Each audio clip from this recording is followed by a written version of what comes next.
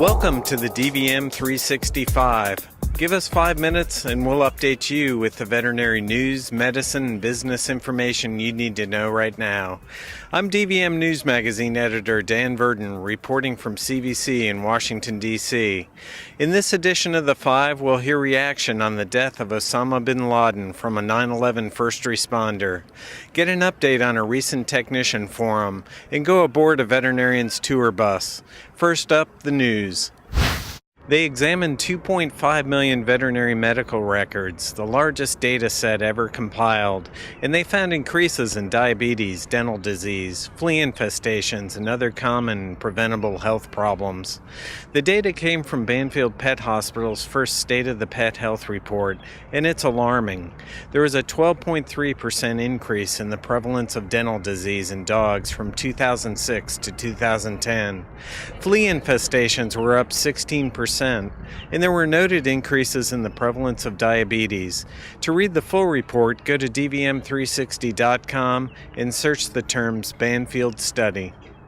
The University of Georgia released a 20-year retrospective report examining the causes of canine mortality. Larger breed dogs most often succumb to musculoskeletal and gastrointestinal diseases or cancer, while smaller breeds most often died from metabolic diseases. The study also looks at causes of death for all kinds of breeds. For example, fox terriers trailed chihuahuas by just 3% when it came to cardiovascular disease. The Bouvier d'Aflandre actually died of cancer more frequently than boxers. The AVMA's 2020 Vision Committee is calling for drastic change within the American Veterinary Medical Association. This vision includes better educating the public on the need for veterinary medicine, fostering greater trust and broader participation in the association by veterinarians, and building partnerships internally and externally to advance veterinary medicine. To carry out the vision for 2020, AVMA leaders will have to employ radical thinking about the purpose, priorities, and the very structure and functions of the AVMA. Go to dvm360.com to read the full report. Simply type in 2020 in the search field. Dr. Kevin Fitzgerald delivered continuing education in Washington, D.C. at the first ever CVC Power Hour. Here, he reminds veterinarians that it's their duty to stay current on emerging trends in medicine. As veterinarians, we have a duty to educate the public. We are mandated to educate by our veterinary oath.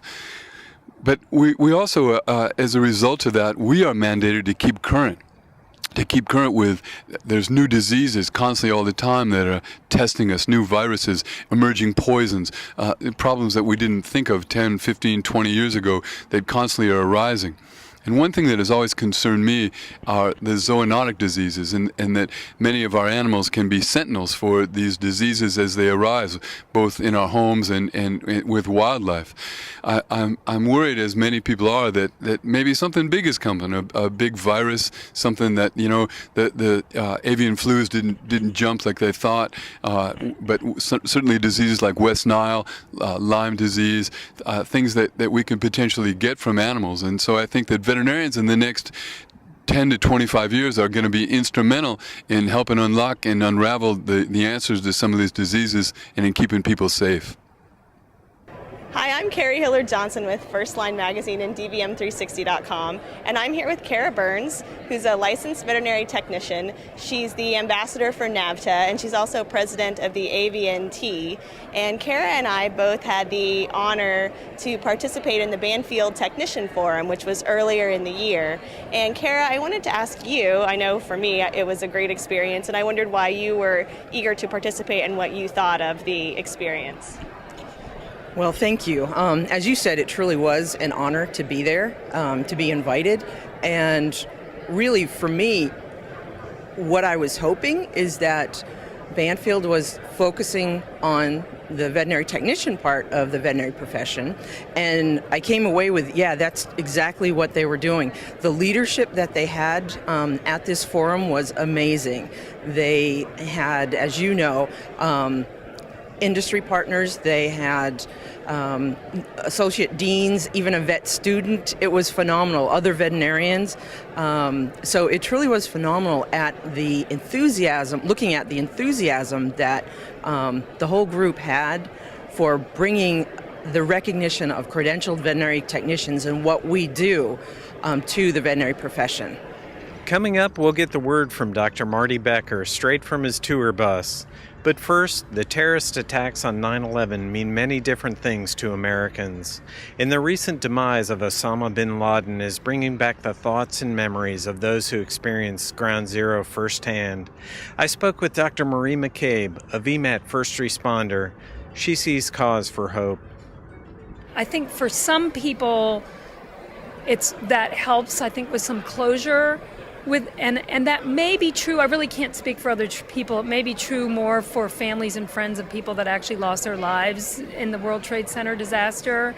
I think for me, it's really, I knew that the 10-year anniversary was coming up and it was probably going to bring up some emotions in myself. And the fact that this coincided with the 10-year anniversary maybe brings it up sooner. But I think maybe also helps us think about hope that maybe this war will be over, that we can move on with our lives. The whole world, this nation and the whole world changed as a result of this disaster. Maybe now I'm hoping that we can move forward. You know, we think about the wreath that was put on the side of Ground Zero this morning and how poignant that is, and can we mourn and can we celebrate and can we move forward? I hope so. I'm Arnett Falley, Content Director for dvm360.com. I'm here with Dr. Marty Becker, and he's going to talk to us a little bit about his bus tour.